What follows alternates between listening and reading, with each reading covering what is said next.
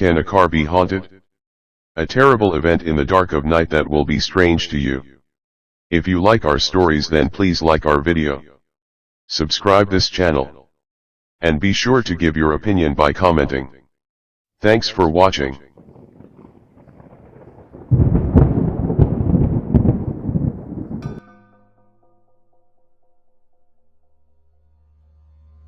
I was sitting here trying to figure out how to tell this story, and it was difficult trying to get to the beginning. There were so many things happening in my life at the time when this event occurred. I guess I'll just tell you about the actual night without all the boring details that led up to it. It was around 7 years ago when I was in the country with my mates. A friend was getting married in a posh church, and the reception was even more posh. So we got out of there and found a cool pub about a mile away. When I say cool, I mean it was way cooler than the reception, even though it was kind of empty. I have to be honest, I don't remember much after getting there, because we all started drinking heavily, playing darts and whatnot until the proprietor kicked us out at about 1 a.m. When we started staggering back to the car, I ended up falling over my own feet and passing out. My friends left me there, would you believe? I figured that out around 2 hours later when I woke up outside the pub in a ditch. I pulled my phone out of my pocket but couldn't get any reception. So I began walking down the road with a mammoth headache. After about 30 minutes I heard a car behind me, and I figured that I might as well try to thumb a ride. The headlights had an eerie glow as the car approached. I watched the vehicle get closer and I realized that it was aiming right at me. The lights blinded me and I stumbled backwards onto the grass. Sitting there, I started to yell obscenities, but then I realized that the car was nowhere to be seen. Just like that, it disappeared into the night, no noise whatsoever. Even though I was hungover, I was sober enough to know that something weird just happened to me.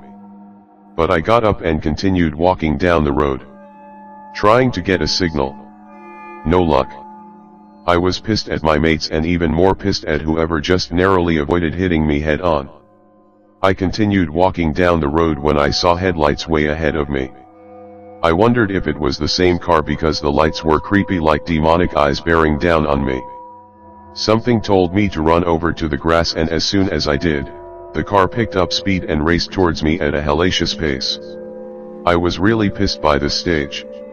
So I jumped over the wire fence and looked back to see the car still barreling towards me. I started to run into the field. The wet grass seemed to be slowing me down. My feet were dragging and my jeans were soaked. I turned around and saw the headlights still coming. What was freaky was that the car had come through the fence without breaking it or tearing it down. I was so shocked that I just stood there while the lights came right at me. I screamed and ducked, waiting for impact, but all of a sudden and once again it disappeared. I looked up and only saw darkness. No car. I didn't wait to give it a second chance. I ran over to a farmhouse, and I was lucky they were nice people. I told them what happened, but I guess they didn't believe me. But they called one of my mates for me and let me wait on their front porch. When my mate turned up, he laughed and said, "You look like you've been through hell."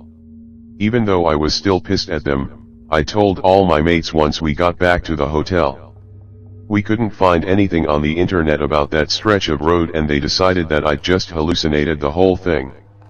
I promise, that ghost car was no hallucination, and I am not lying. I still have nightmares about it.